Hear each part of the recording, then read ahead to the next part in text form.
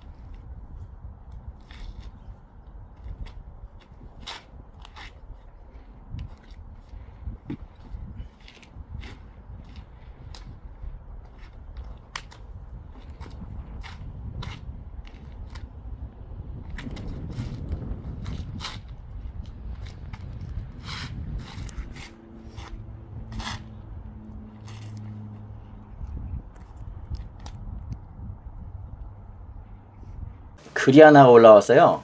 중간중간 동작이 무슨 의미가 있는 건지 그냥 체조 같기도 하고 어디 설명 좀 있으면 좋으련만 이런 글이 올라왔는데, 중공무술을 보고 권법하는 걸 보면서 사람들이 이런 이야기를 하죠. 체조다, 뭐 댄스다, 이런 이야기를 많이 하는데, 사실 댄스라는 말은 좀 맞진 않는 것 같고 체조라는 말은 맞는 것 같아요.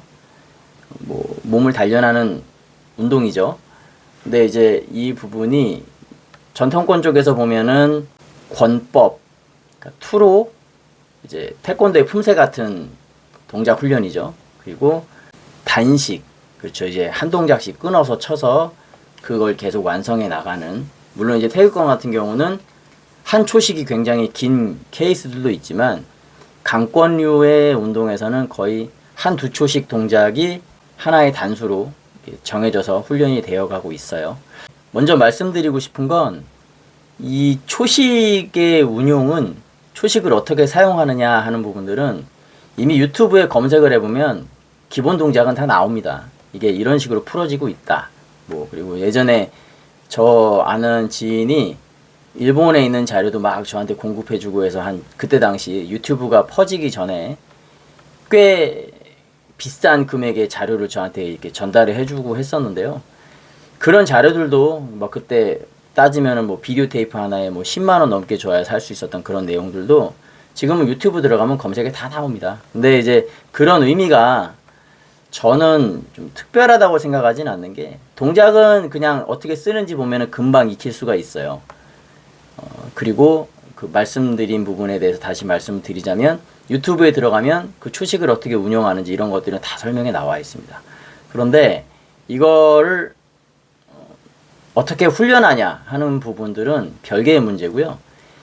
이게 사실 기법적으로 봤을 때 이게 어떻게 쓰느냐 이런 것들을 배우려고 생각을 하신다면 그냥 격투기 배우시는 게 가장 빠르고, 이게 격투기에서 있던 동작들이 이런 식으로 수가 쓰이는 것들이 쿵푸에서 보면은 이 동작이 그런 의미를 갖고 있어, 이런 것들이 많이 있어요. 그래서 쿵푸 하는 사람들은 자기 스승한테 동작에 대한 수풀이들을 배우면서 수련을 하기 때문에 이게 이런 의미고 저게 저렇고, 이 원류가 여기서 건너왔고, 그리고 이거는 이런 식으로 격투기에 적용이 될 수 있고, 이런 걸 배우기 때문에 그 사람들은 이제 욕하는 사람들이 있지만 그런 거에 대해서 신경을 쓰지 않고 계속 운동을 하고 즐겁게 하는 거죠.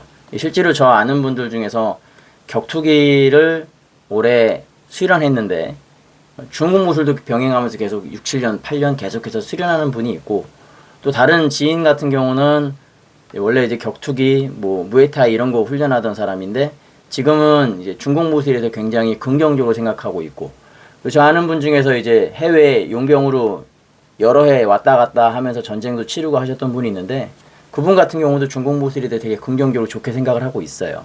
그러니까 우리가 운동이라는 건 이제 자기가 일단은 좋아서 하는 걸 하면 되는 거고요.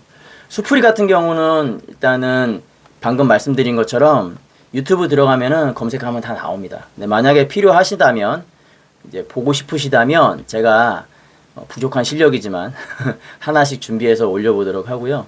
일단 가장 기본적인 게 쿵우가 수풀이가 동작이 보기 어려운 가장 큰 이유는 뭐냐면은 이게 타격의 동작만으로 이루어진 게 아니라 타격을 들어갈 때 상대방을 얽고 잡고 들어가는 동작이 있거나 아니면은 뭐 급나슬, 관절기 꺾기 이런 동작들 그리고 넘어뜨리는 동작들이 같이 병행이 되어져 있어요. 그래서 이런 것들이 숨겨져 있다 보니까 숨겨져 있다기보다는 이런 동작들이 같이 이런 개념들이 같이 묶여져 있다 보니까 모르시는 분들이 볼 때는 아 저게 뭐야? 춤춰? 이제 이런 식으로 생각을 하게 되는 거죠.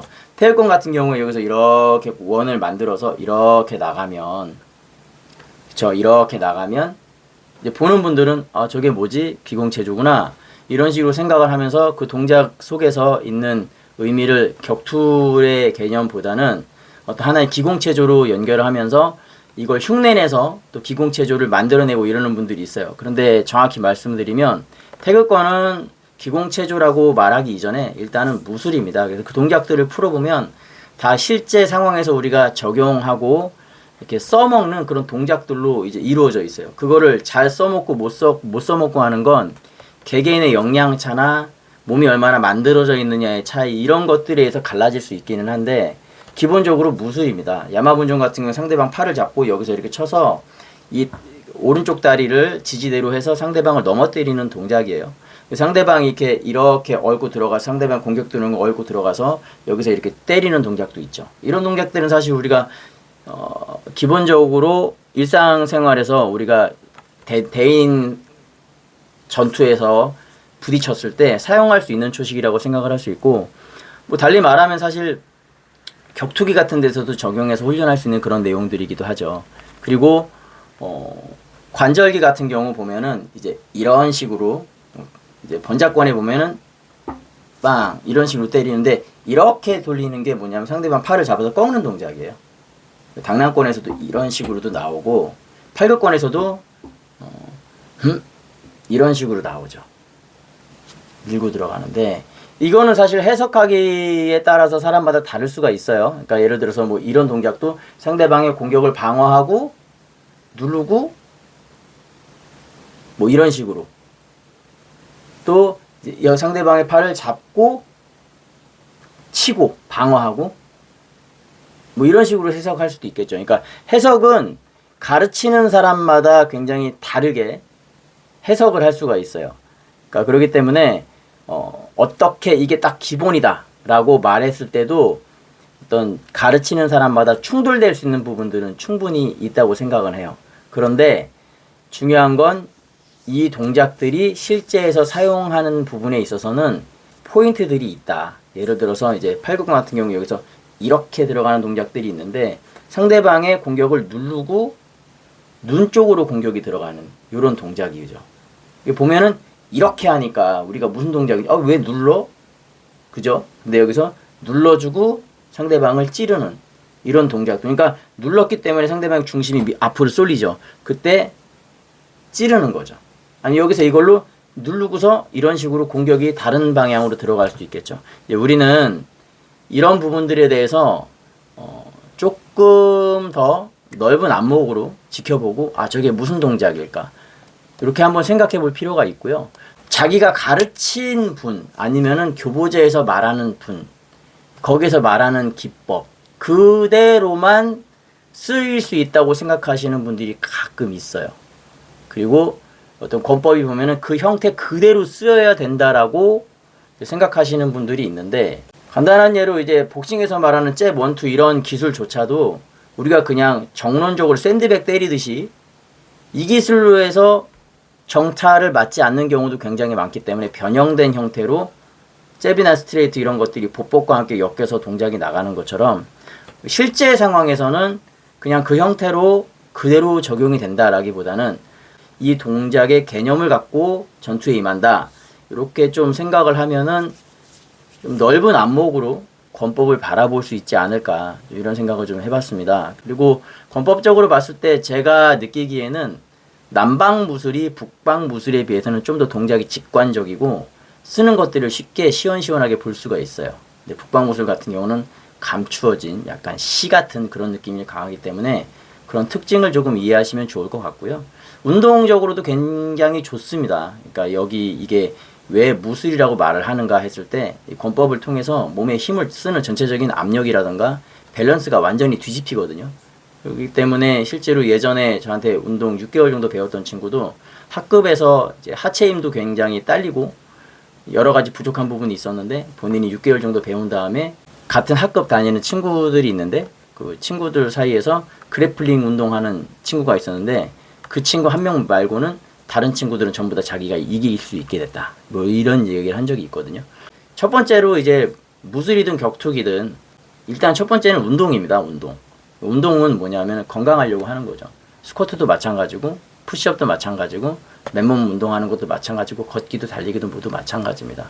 그렇기 때문에 그런 측면으로 운동을 조금 관심 갖고 보시면 좀 더 흥미로운 관점에서 그리고 무술의 그 동작이 저건 쓸모없어 이런 측면보다는 아, 저 동작 재미있는데 한번 해볼까 해서 친구들하고 놀이하듯이 이렇게 하다 보면은 그 기법들이 나올 수 있는 것들이 있어요. 물론 이제 내가 이해할 수 없는 그런 이상한 동작들도 있기는 한데 다 이제 지금 우리가 유튜브에서 보는 많은 무술들은 대부분 선대로부터 몇백 년에 걸쳐서 다듬어지고 완성되고 중국에서 나름대로 인정받고 해서 전 세계로 뻗어나간 운동이기 때문에 그리고 그 수련 인구들이 다들 제법 되거든요.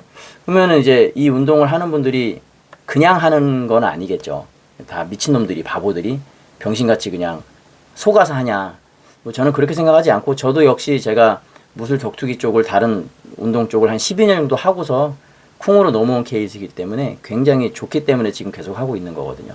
아마 제가 쿵으로 하지 않았으면 지금 계속 무술을 수련하진 않을 거라고 생각을 하기 때문에 각자의 취향에 따라서 좋게 볼 수 있는 부분이 있다고 생각을 합니다. 오늘은 제가 영상 여기까지 말씀을 드리고 다음에 다시 다른 영상으로 인사드리겠습니다. 제가 항상 영상을 만들 때 대본 없이 말씀을 드려요. 그래서 막 자르고 이렇게 하면서 만드는데 오늘도 두서 없이 말씀을 드려봤습니다. 다음에 다시 다른 영상으로 인사드리겠습니다. 감사합니다.